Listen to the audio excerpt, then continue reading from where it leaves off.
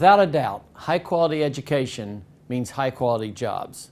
When I talk to employers, they want a highly skilled and educated workforce. Last week, I had the opportunity to travel to New York to participate in panel discussions for Education Nation. Tennessee is continuing to build a reputation as an education leader. Tennessee, especially in the tech sector, had a lot of support because you found solutions.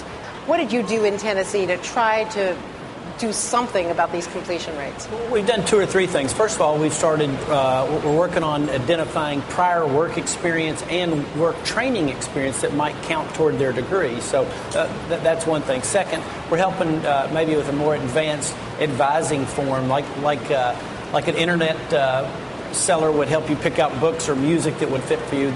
About a little more of a diagnostic tool that will help determine what are the things that will help you finish. And then as a state, we started funding schools not on colleges, not on how many they enrolled in the fall, but how many actually completed, and tying their funding to that, which at the end, if you want to reward some behavior, then put your money there. I want to call out and shout out Tennessee.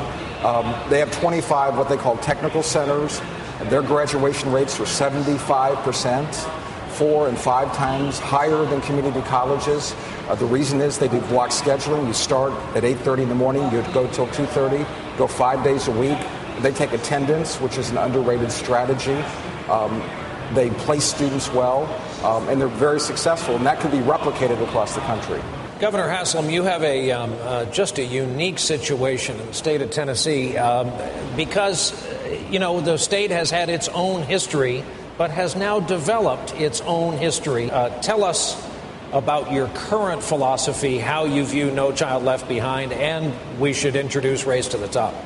Well, I think No Child Left Behind initially served a wonderful purpose, but like a lot of other things that hadn't been addressed over a period of time, I think it had outgrown some of its major sources of usefulness.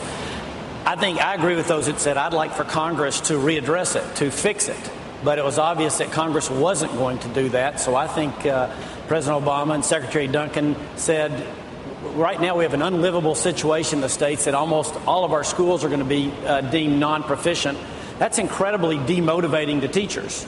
So I think the idea of giving waivers until Congress fixes it is the right thing to do. And as a Republican governor, I understand I believe in the idea that giving more control back to the states is a very, very good thing. And so we definitely have people that we're accountable to. And the ballot box is the place it shows up first. But 20 years from now, the way all of us should be judged is, did we prepare the workforce? Is this man from Chicago welcome in Murfreesboro, Tennessee? He's not only welcome, but he's been to Middle Tennessee on several occasions. I'll say this, to make it real easy. I think we want a federal Department of Education that all of us see as a resource and not a regulator. We're encouraged by the federal government's announcement to grant No Child Left Behind waivers to allow individual states more flexibility in education reform. But we are not backing away from accountability. The momentum of Tennessee's education is going in the right direction, and we plan to keep our foot on the pedal, looking for what's best for our children.